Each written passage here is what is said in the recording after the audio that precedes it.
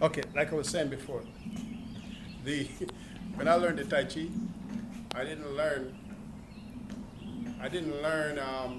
it in sets of movements. Like you hear them referring to 24 movements, 36 movements, 72 movements. I didn't learn that. I learned it in sets. First set, second set, third set. So now, the first set was considered the fundamentals of the Tai Chi. And it was called heaven. The first set was called heaven. Heaven is where everything comes from. That's the primordial energy, the most primal force there is. Before anything was, there was heaven. The second set was called earth. Right? Speaks for itself. Now, heaven was very simple in its movements. All the movements were very basic, starting from Wu Chi. So, matter of fact, if you look at the Tai Chi, it's actually telling a story. You go from Wu Chi to Tai Chi, back to Wu Chi.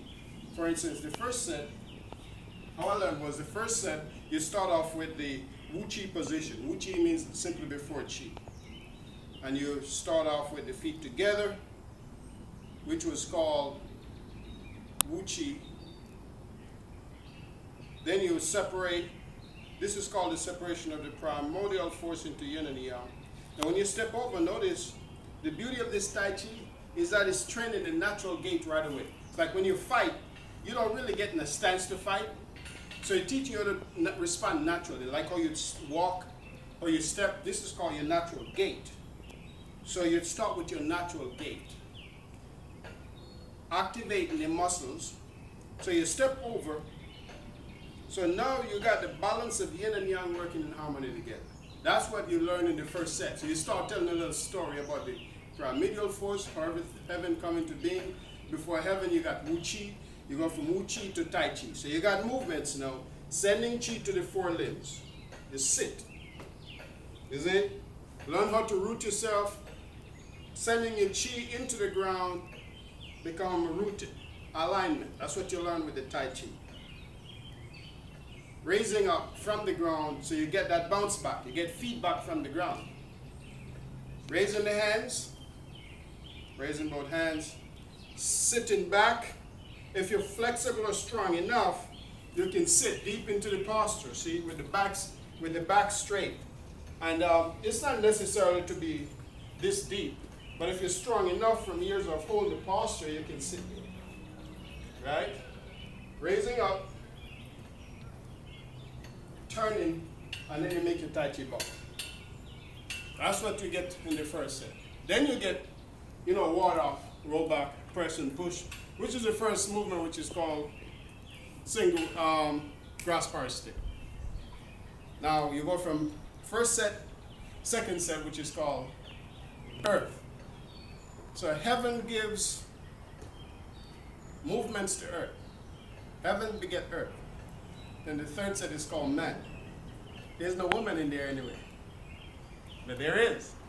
Heaven is the female energy. Everything comes from the grand ultimate, which is the yin energy. Right? You get earth, and then man come last. Man was the combat. So when you learn the third set, it looks more complicated. But if you look at it, it's just a combination of the first and second set. Right? And it's really teaching you how to navigate with combination of movements and how to apply them. Right? So we always say that the first set teaches you the fundamental. Second set trains the chi. Right? Because the form is long. It takes a long time to go to the whole system. Right? The third set gives you the fighting techniques to work.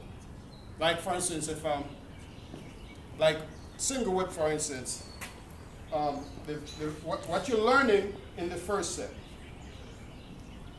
hook and whip. So if he punches at me, you'll have my hook. Now this becomes a break. That's a hook. Now if he punches again, that's, sorry, you okay? Yeah, that's secondary. Yeah, that's really what it was meant for. And now they tie up and strike. Now the thing about, that's why I don't like to work application too much, because sometimes you defeat the whole purpose of what the Tai Chi is trying to tell you. Tai Chi is really not a lot of physical stuff going on. The physical feedback is for you to feel. All the training, the physicalness is for you, is the limitation of your own physical body. That's what it's teaching all these mechanics. But most people, like we're doing push hands, most people get into push hands and think in terms that it is for fighting. No, it's energy work. Tai Chi, all the internal system that what they're teaching us is about our own energy. How to activate them, all right? Get them online, and how to utilize them. All these meridians moving through the system, that's what that's all about.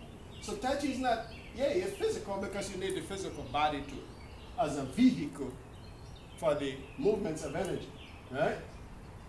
But really, the more you do it, the more you realize you're becoming more of an energy body. That's your whole process, that's the whole reason for the whole cultivation, chi and so forth, right? So when you get into the movement, the physical movement, if you try to use too much physical force, then you defeat the whole purpose of what the movement was trying to tell you in the first place. What you have to do is learn to relax. The reason for learning to relax is so you forget about using what we call physical energy, muscle force. In Tai Chi or any internal style, that's considered stupid energy.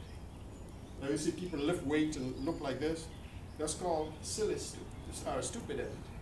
Because you're not utilizing the energy of the body with good common sense intelligence. Because when you utilize common sense intelligence, you don't have to use force. You neutralize the person by using your own energy against them. Isn't that one of the highest forms of intelligence? Then you got grasp or stale. Grasp or stale have 4 functions: ward off, roll back, press, and push. Well, why do they call it grasp or stale? Think about it. It doesn't make sense, but it has those functions in it. Pong means to collide. Lu means to roll back. Ji means to press, change, uproot means on. You got those 4 functions. But think about grasp or stale. It's a very phenomenal thing because the sparrow is a bird of knowledge. I'm going to cut off here. I'm not going to say anything more because